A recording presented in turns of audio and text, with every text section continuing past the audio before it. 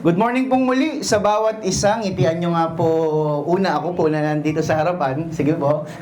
At ngitian nyo po ang inyong pong mga katabi. Ayan, mga katabi nyo. Alam ko pong yung mga katabi nyo, kilala nyo na po yan eh. Nung one time may nakausap po ako, parang alam mo na kagad kung sino absent pag ano eh. Upuan nyo ni ano ah. Upuan nyo ni Brother Marlon. Di ba po parang ano kasi maliit pa lang po yung ating lugar, pero we pray to God mga kapatid na maganap po ang project po natin. Meron po tayong, alam ko po meron na po tayong design. Tama po ba, Elder Alex? May design na po tayo para po sa ating iglesia dito po sa FCC Manila. Ang alam ko parang phase 1, phase 2, phase 3 pa po yun. Ipag-pray po natin sa Panginoon na hindi lamang po maging drawing yon, kundi magkaroon po ng katuparan po, yung drawing po na yon. Sana po ang drawing, pag sa ano lang pag sa mga outing po, laging ganun, di ba? Nagpaplano, pero kapag malapit na, hindi na po wala na pong sumama, di ba? Kaya ang tawag po nila doon, drawing lang, yung banding. Pero tayo po, may drawing na po yung ating building. So, ipag-pray po natin sa Panginoon, iluhod po natin sa Panginoon. Tayo po ay makiisa, makibahagi. Kahit maliit po na salapi, kapag tayo po ay nagtapat sa Panginoon, hindi po pwedeng hindi matutuloy kapag plinano po ng Panginoon. Amen po? Amen. So, be excited po. Sisimulan po natin yan next year. Ang pag-iipon natin, mission pledge po ang tawag dyan para po sa ating church building. Noong nakaraang linggo po ay pinag-usapan po natin ang pagpapasakop at pagmamahal. Pagpapasakop po ng isang asawang babae sa kanyang asawang lalaki at ang pagmamahal naman po ng isang asawang lalaki sa kanyang asawang babae. O sa madaling sabi po, hindi lamang po sa mag-asawa, kundi sa isang relasyon, kailangan po merong authority, may respect, may obedience, at ganun din po dapat po merong pagmamahal or love. At hindi lamang po basta pag-ibig na naramdaman, kundi pag-ibig na pinili mo yung tao kahit sa mga panahong hindi siya kapili-pili. Kung titignan nyo po yung mga may asawa po dyan, may mga panahon pong hindi ka pili-pili po yan. Tama? May mga panahon parang, sorry po for the word, suyang-suya na ako sa'yo. Di ba? May mga ganyan po kayo maririnig. But, dahil mahal mo, lagi mong pinipili. Ngayon naman po, sa chapter 6, palakpakan nga po natin ang Panginoon. Patapos na po ang ating taon, 2025, at patapos na po tayo sa Ephesians book series po natin. Ngayon November ay sisikapin po natin matapos po yan para pagdating po ng December ay Christmas special po yung ating Sunday series. So ngayon po ay sinimulan ni Pablo yung Ephesians chapter 6 sa isang utos ulit na kung saan, o isang prinsipyo ulit na kung saan connected dun sa mga last verses ng Ephesians chapter 5. At may kinalaman pa rin po sa pagpapasakop at sa pagmamahal. So ngayon po, ang title ng ating preaching ay Building a Godly Home. God's design for the Christian family. Ano ba yung disenyo po ng ating Panginoon sa isang Kristiyanong pamilya? Sabihin nyo nga po, Christian family. Madalas po sa atin, tayo po ay nanggaling doon sa dati po nating pananampalataya. Tayo po ay, most of us ay nanggaling po sa, sabi nga po ng isang elder po natin, RC, or Roman Catholicism, or tayo po ay mga Katoliko po dati. Kaya, hindi po nabuo sa ating pong pamilya, yung tinatawag pong Christian family. Pero dito po, makikita po natin yung principle ng ating Panginoon kung paano ba nag-work ang isang totoong Kristiyanong pamilya. Tignan po natin. Alam niyo po, in 2019, ang sabi po ng United Nations, sabi po ng UN, mula daw po nung 1970s, hanggang sa ngayon, may tinatawag po na disintegration ng family. Marami pong pamilya ang nabubuwag. Marami pong pamilya ang nasisira. It's either due to divorce. Sa atin po, walang divorce, pero meron pong, ano pong meron po sa atin? Annulment. Kumbaga, parang ano po ay tama po yung legal separation or parang borderline divorce na po eh. At marami po, hindi lamang po sa Pilipinas, o baka meron po sa atin ngayon, na mga single parent. Single mom, single dad, marami pong ganyan. Marami po ang ginagawa po nila ay yung tinatawag po na co-parenting, kung familiar po kayo sa terminolohiya pong iyon. At marami pong mga kabataan ngayon ay napapariwara ang buhay, bunga po o sanhi po yung hindi maayos na pamilya.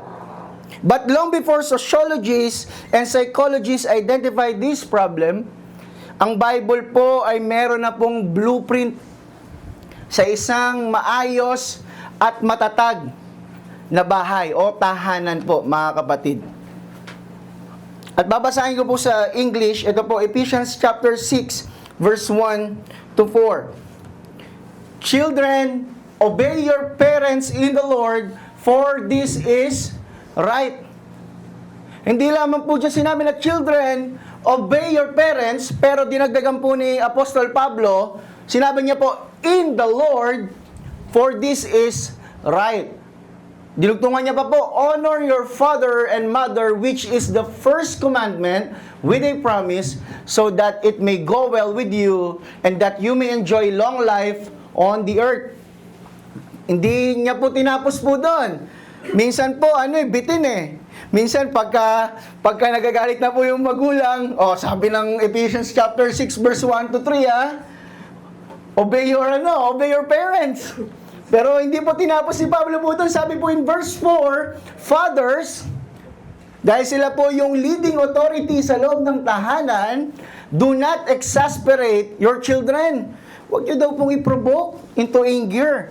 Instead, bring them up in the training and instruction of the Lord. Napakabalanse po ng disenyo ng ating Panginoon. Kaya lamang po nagkakaroon ng mga sirang pamilya o nagkakaproblema sa loob ng pamilya because we are not choosing yung design ng ating Panginoon. We are not obeying or following the design of God. Ang ating pong main idea, mga kapatid, a godly home is built when children obey and honor their parents. And when parents nurture their children with love, discipline, and godly instruction.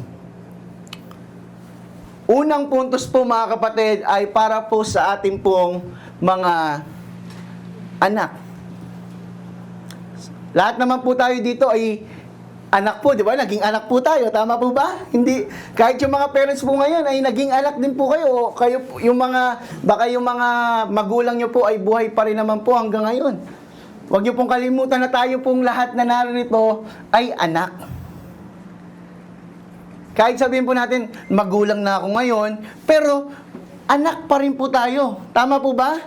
At meron po akong sasabihin sa inyo mamaya, yung mga adult na po at buhay pa yung kanilang mga magulang, ano po yung dapat po nating gawin. Sabi po dito, number 1, God's command for children, obey and honor your parents. Sabihin nyo nga po, obey. Madali po bang sumunod? Ano po tayo? Real talk lang po. Sabi po nila, real talk. Madali pong sumunod? Madali pong sumunod pag nag-agree ka sa tao. Tama po? Pero mahirap pong sumunod if you are in disagreement with that person. Sabi po dito, the principle of obedience. The word obey comes from the Greek. Hindi ko na po babasahin. Baka sabi niyo po ay nag-speaking in tongues ako. Meaning to listen under or to respond attentively to authority. So, ang obedience or obeying ay hindi lang po siya basta pagsunod, kundi pakikinig po ng maayos. Listening attentively. At ito po sa loob po ng tahanan, siguro po halos marami kabataan guilty po dyan. Ilang beses na po nagutos yung nanay na sabi, maghugas na kayo ng magurong na kayo ng pinggan, maghugas na kayo ng pinggan. Sige ma, wait lang. Yung mga nanay, wait lang ma, in game ako ma, wait lang ma, mamamatay yung karakter ko. Tumatawa po yung mga kabataan po Tama po ba mga youth? Parang ganyan wait lang ma, hugasan ko yan. Nakailang tawag na yung nanay, nakailang wait na rin po yung anak. At ayun na po, pumutok na po ang PC ng nanay. At nagratrat na po siya. Nag-gatling ka na po. Tama po ba mga nanay? Ang hirap po di ba pagka sabi po kayo ng sabi, tapos yung anak niyo po ay puro wait lang, mamaya na lang. Di ba po? Dito po, hindi lamang po sa mababaw na pakikinig sa ating pong mga magulang, kundi doon sa mga prinsipyo sa buhay ng ating mga magulang. Kung pakikinggan po natin o hindi. Ang sabi po dito, yung obedience po o yung pagsunod po natin sa ating mga magulang ay hindi po yan blind submission. Hindi po yan yung parang bulag na pagpapasakop na kahit anong sabihin po ng magulang po natin ay gagawin po natin. Hindi po ganyan po yon. It is a willing submission out of respect and love. Sumusunod ka sa magulang mo dahil mahal mo siya at nire-respeto mo siya. Tama po ba mga anak? Amen. Parang yung mga nanay po ang sumagot.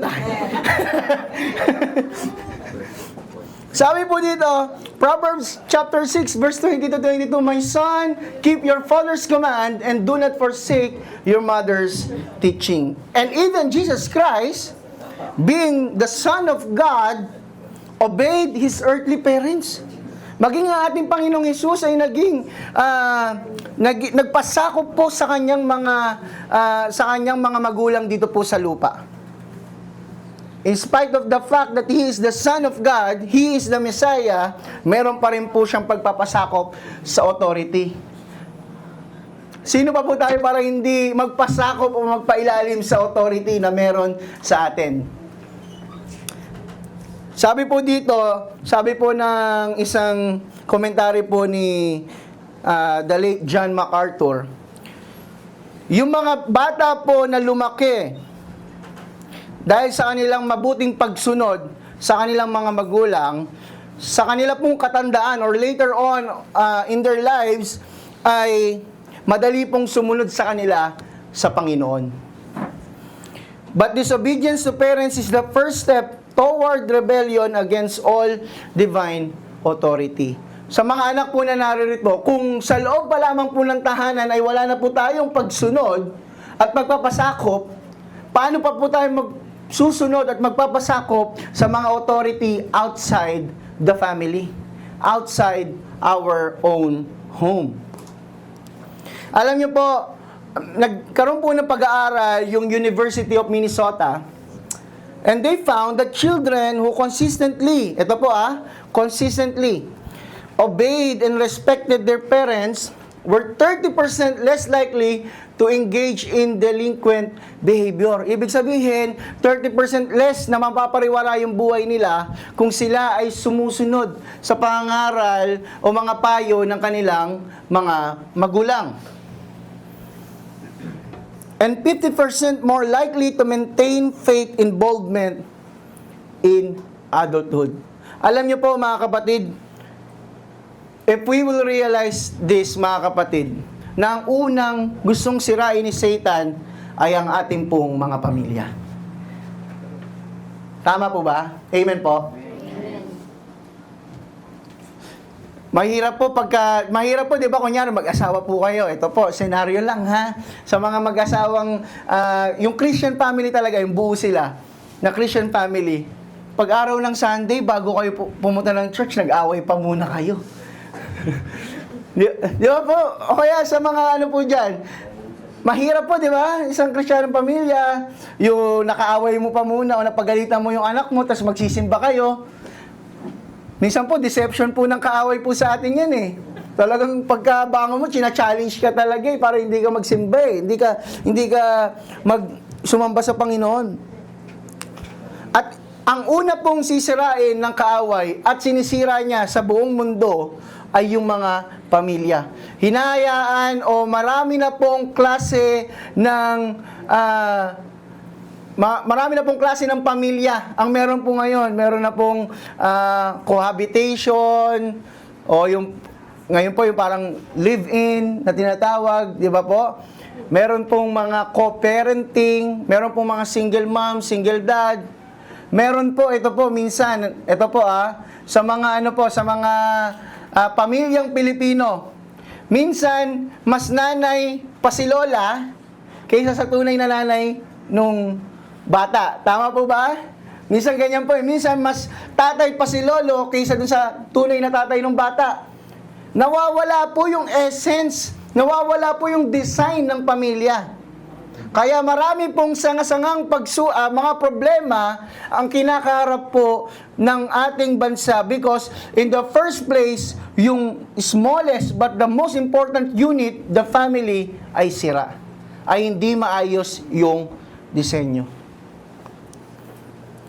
Ang tanong po sa atin, sa mga anak na narito, is there a limit sa ating pong pagsunod sa ating mga magulang? Meron po bang hangganan yung ating pagsunod sa ating mga magulang? Sa tingin niyo po, mga kapatid, sa tingin niyo po, sa inyong isipan, sino po magsasagot sa akin na merong hangganan? O sasabihin naman dapat, hindi, dapat wala. Pero sabi po dito, the biblical obedience has boundaries. Yung pagsunod po natin sa authority, apart from the authority of God, meron pong limitation, may boundary po. May boundaries po. Kung titignan po natin, sige po, buksan nyo po inyong mga Bible, balik po tayo dun sa Ephesians chapter 6, verse 1. Ano po ang sabi po doon ni Apostol Pablo? Ang sabi niya po doon, children, obey your parents. Ano po yung limiter? In the Lord. So meron kang parang standard or meron ka dapat tinitignan. Oops, susundin ko pa ba to o hindi? Tama po? Sabi po dito, obedience has boundaries. It is conditional. Lalo na po sa mga authority. Kung ang iyong magulang ay inutusan ka na, anak, wala tayong pagkain ngayon. Magnakaw ka muna dun sa Quiapo. Susundin po ba natin? Hindi. Hindi po, di ba? Because it is morally wrong. Kapag tayo po ay inutusan na, anak, kapag sinaktan ka pa niya ng kalaro mo, banatan mo din. Pagka hindi mo kaya, tawagin mo ako, babanatan ko para sa'yo. May mga ganyan po ba? May mga ganyan po ba? Sabi po dito, if they reject God's command, if malinaw na nire-reject nila yung God's command, we can disobey them. Ang highest authority po natin ay ang Bible. Even kahit binigyan po ng authority yung ating mga magulang over us, tayo po mga anak, if yung inuutos o pinapagawa nila ay labag sa salita ng Diyos o taliwas sa kanyang salita, marapat po natin na hindi sundan. Ano pong sabi sa Acts 5:29? We must obey God rather than men. Sabi rin po ng Colossians 3:20, children, obey your parents in everything, for this pleases the Lord.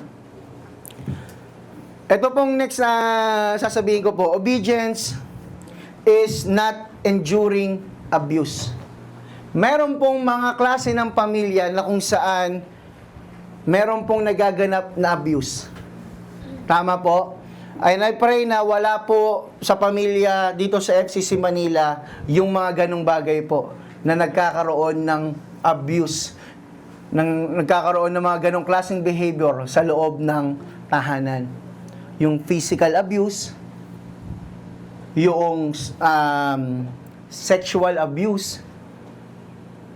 Kahit na parang ang sakit po sa tenga pag narinig po yun, di ba? Yung sexual abuse ng sariling mga magulang sa kanyang anak. Pero may mga ganyang cases po, mga kapatid.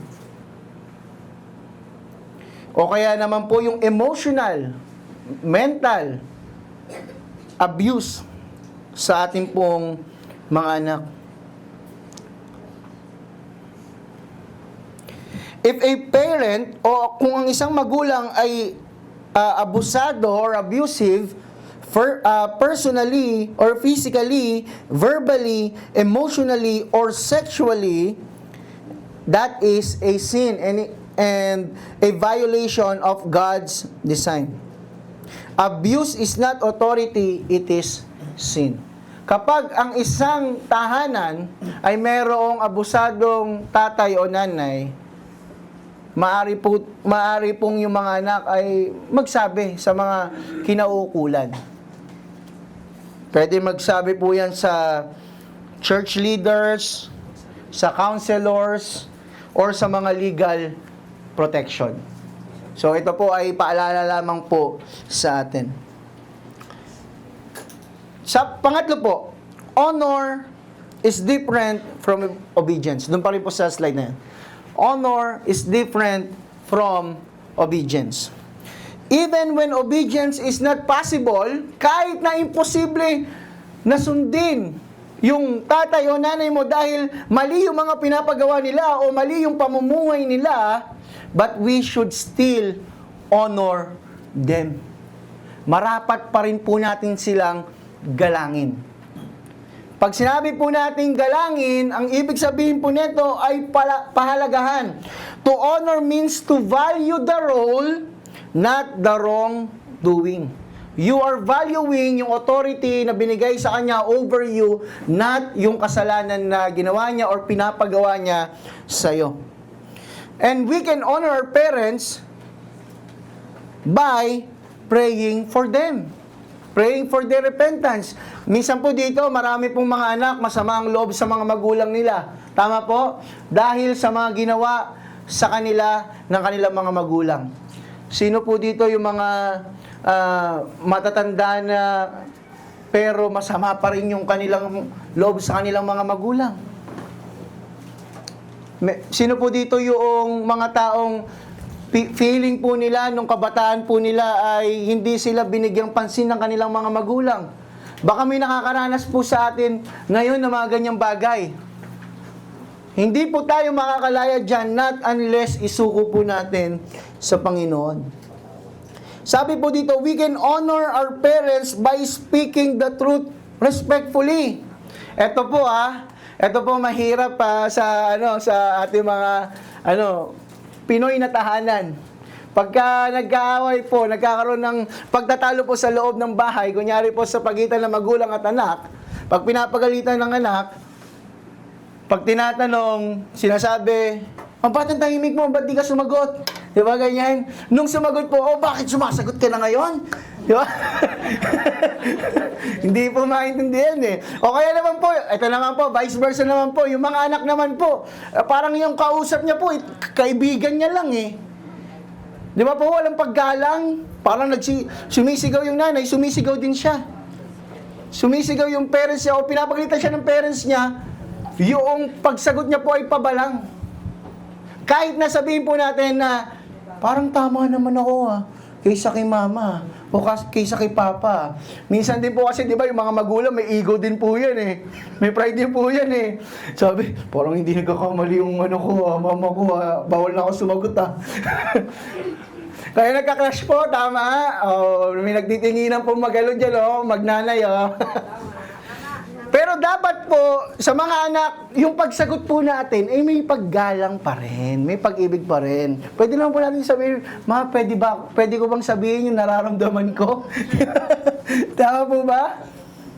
Kung, alam niyo po, madalas, sa mga pagtatalo, kaya hindi po nagkakaroon ng reconciliation o pagkasettle because, in the first place, ang unang ginagawa, nakasigaw. Tama po? Galit. hindi mahinahon. Kung tayo po ay nandoon sa mga sitwasyon o dati po ay nasa mga sitwasyon na kung saan tayo po ay feeling natin na abuso po tayo ng ating mga magulang.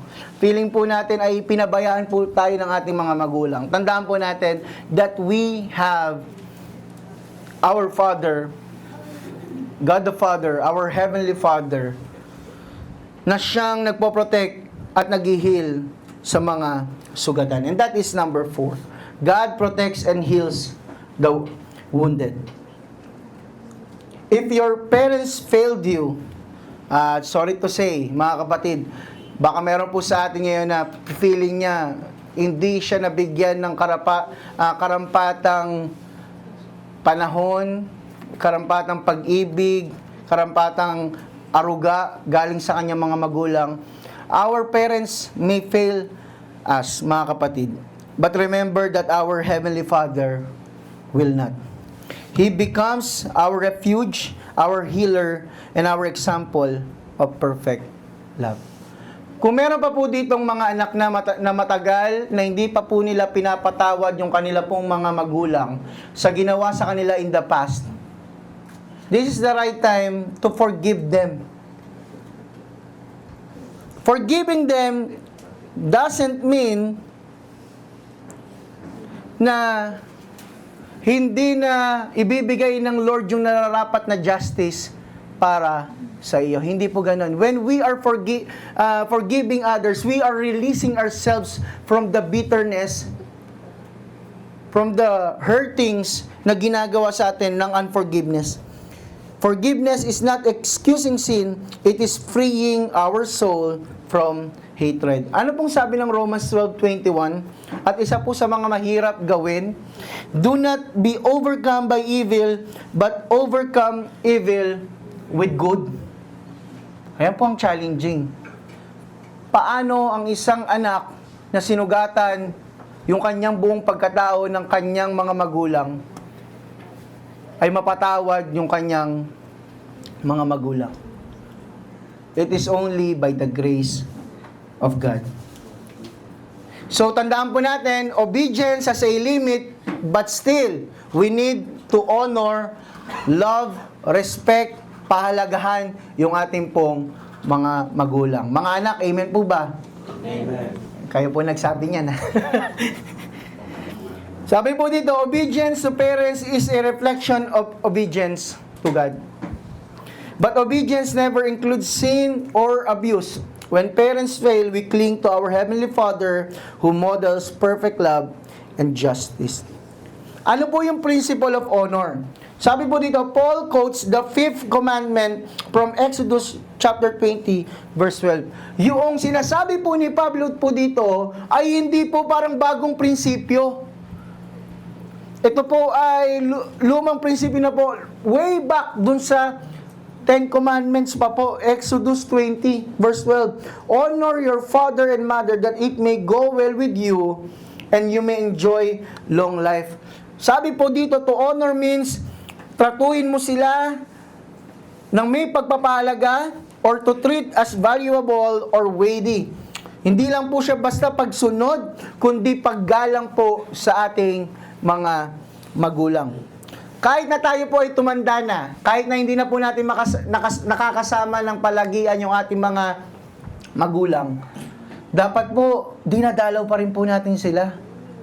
Tama po ba? Dapat meron pa rin po tayo, pinagpipray pa rin po natin sila. Dapat po, concern pa rin po tayo sa kanila. The call to honor remains. We may not always agree, but we are still called to honor. Ito po yung sinasabi po na unang commandment na meron pong promise. At ano po yung promise? It may go well with you and you may enjoy long life. Meron pong ginawang pag-aaral po yung Harvard University. Ito pong pag-aaral po na ito ay ongoing pa rin po hanggang ngayon. The 75-year grant study. So, ginawa po nila ito during the, if I'm not mistaken, 70s or 80s, na kung saan ang gagawin po nila, tama ba yung sinasabi ng Bible na kapag sinunod ng isang anak yung kanyang mga magulang, ay hahaba yung kanyang buhay, literally. Literally po So, gumawa po sila ng pag-aaral. At ito pong mga nag-aaral, sila rin po yung test subject.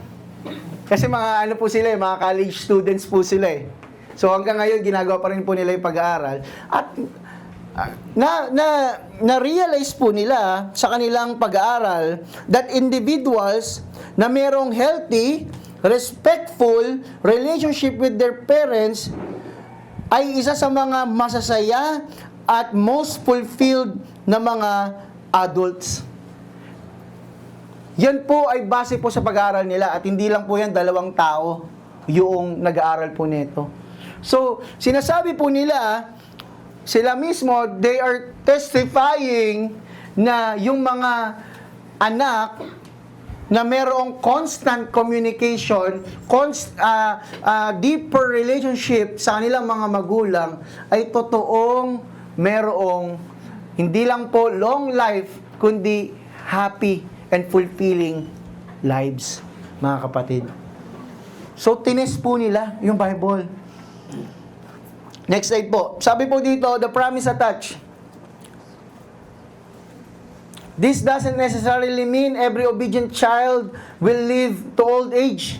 Hindi po ibig sabihin yan na yung na long life Lord, sana hanggang 95 ako kasi sinusunod ko naman yung mga magulang ko Hindi po ganun po yan. Parang pilosopo naman po tayo sa Panginoon, di ba? But it speaks of a life of divine favor and blessings. Nasa atin po yung favor ng Panginoon kapag tayo po ay sumusunod sa promise.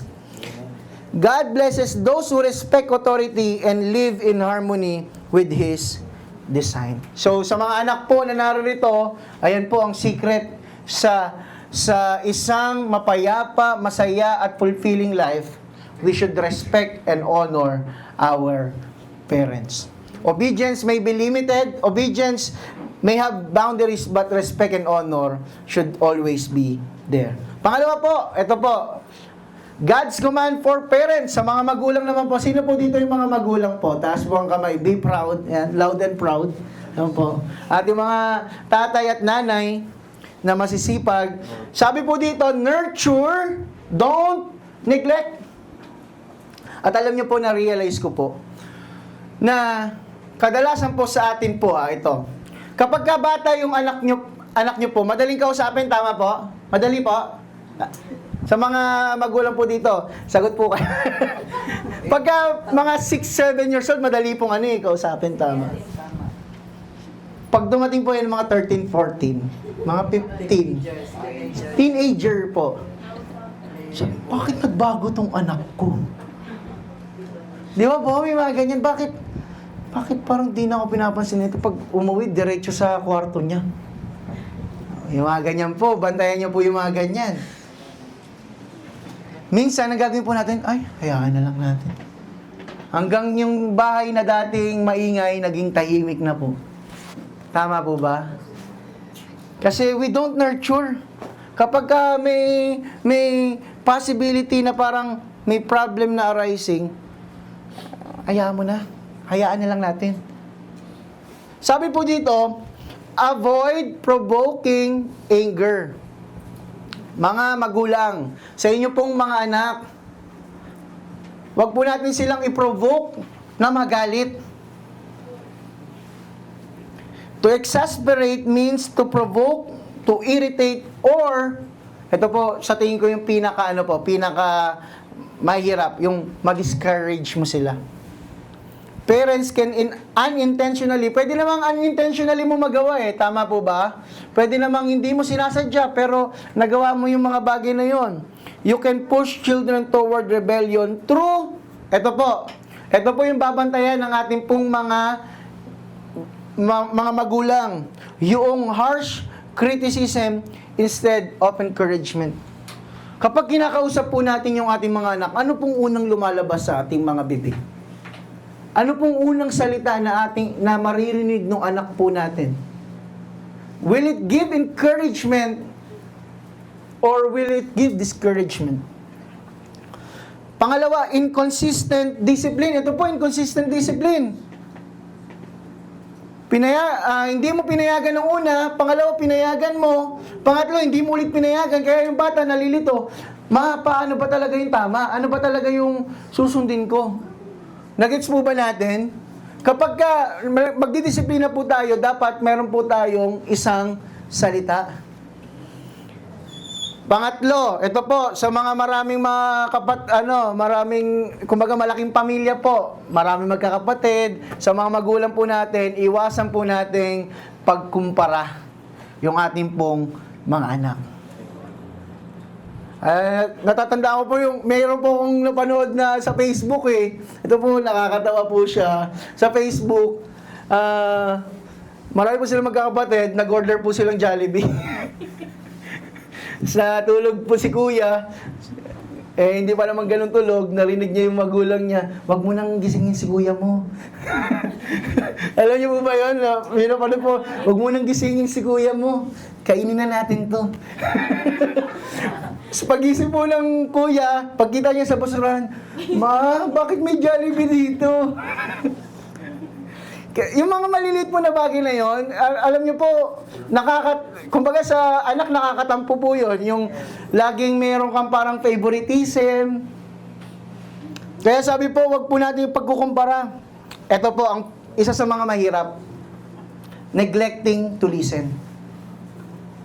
Paano naman po kung yung mga magulang naman, yung makikinig sa kanilang mga anak?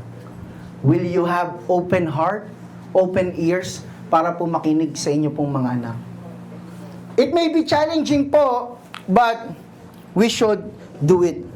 Or, lastly, setting unrealistic expectations. Ito po, parang ine-expect mo na maging si Bill Gates yung anak mo.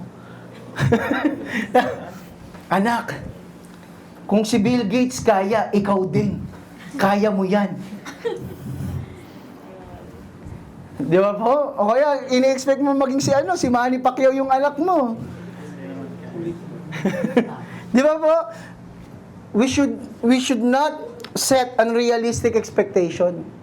But we should support them. And sorry for this next mga sasabihin ko po. Ang mahirap po sa pamilyang Pinoy, sa mga magulang, hindi lang po sa Christian family, generally, sa pamilyang Pinoy, sa mga magulang, yung kanila pong mga anak ay ginagawa po nilang retirement plan.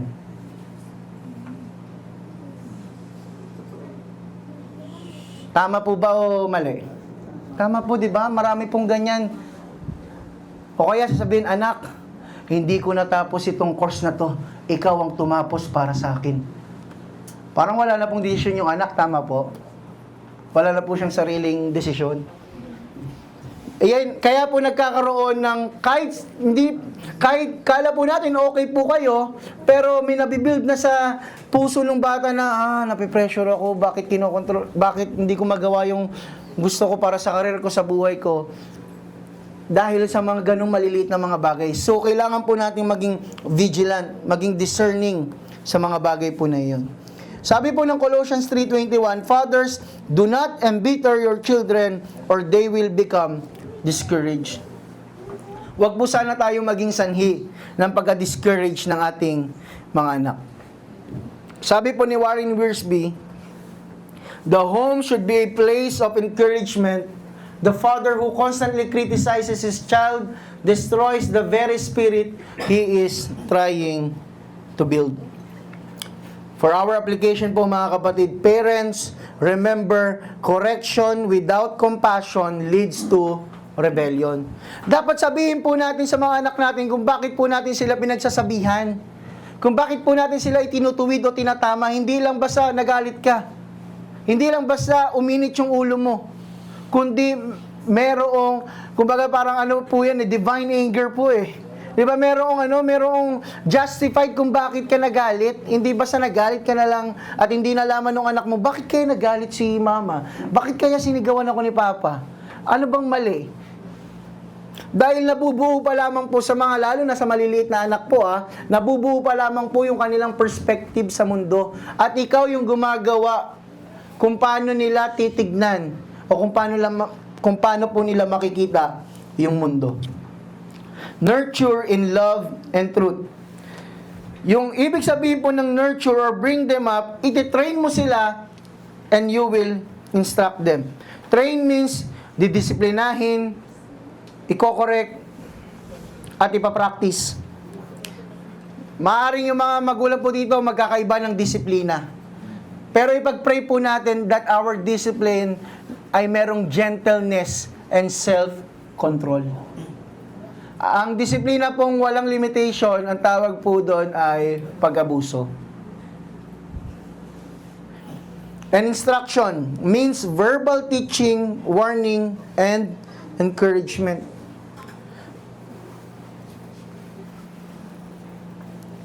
Sabi po ni Charles Spurgeon, kung alam niyo po yung verse, if I'm not mistaken, parang Proverbs 22, train up a child in the way he should go. Sino po may alam po ng na yung verse na yun?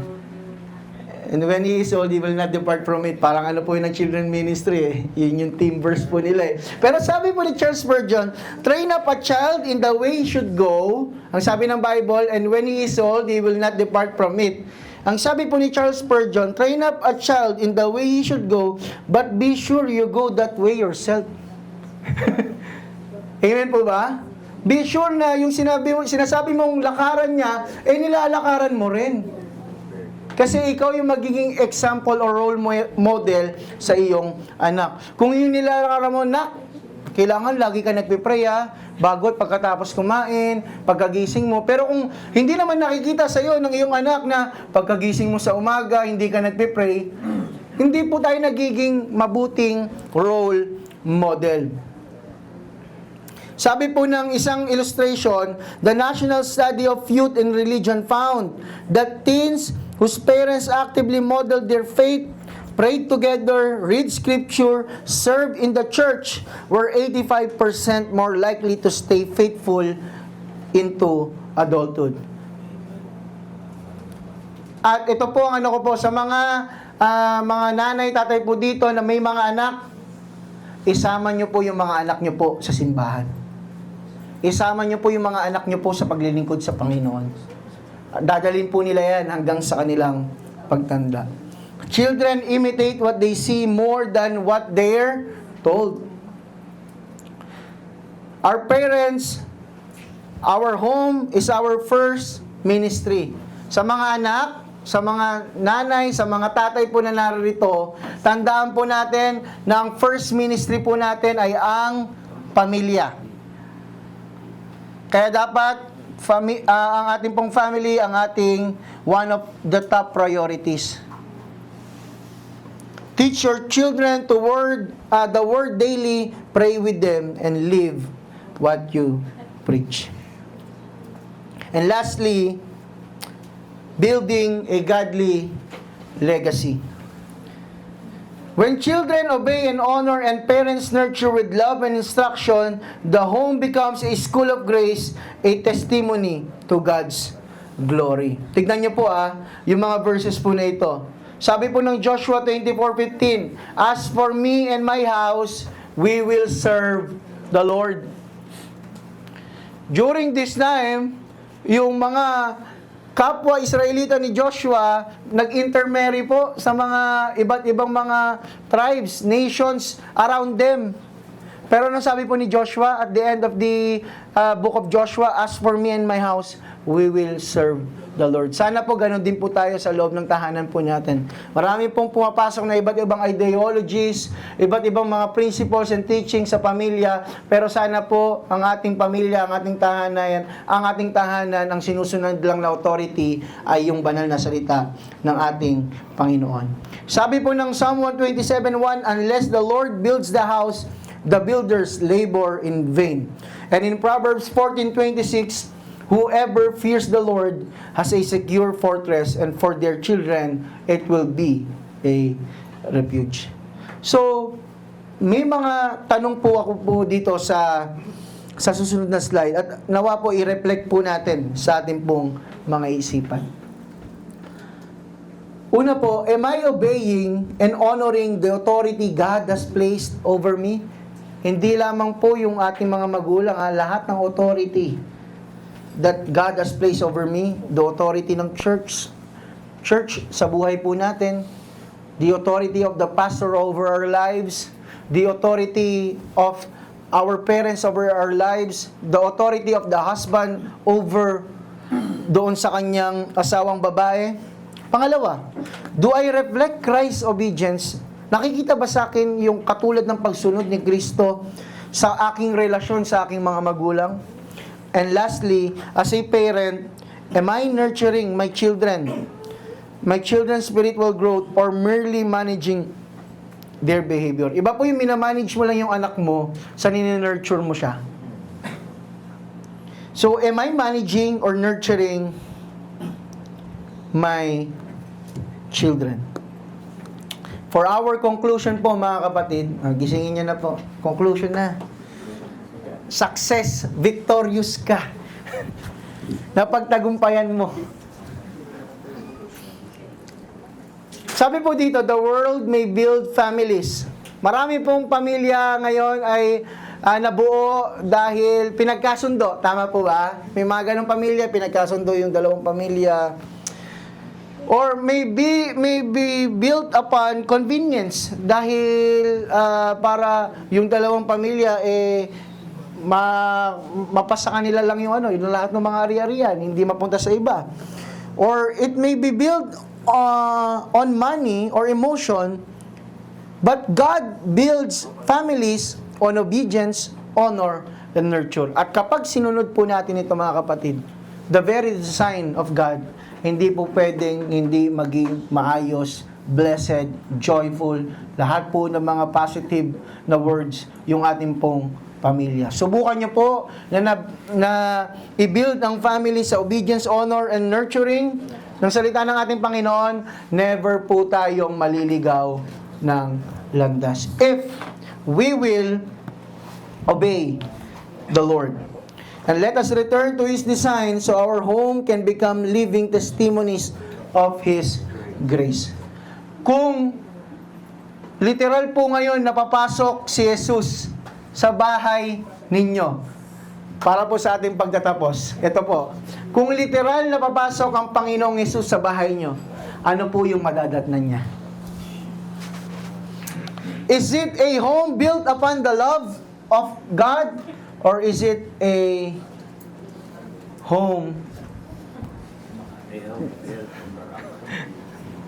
na hindi nakatindig sa Kanya? Kung papasok po at dadalaw, magbibisitation po si Jesus sa bahay nyo, ano po yung madadatnan niya? Anong klaseng pamilya yung madadatnan niya?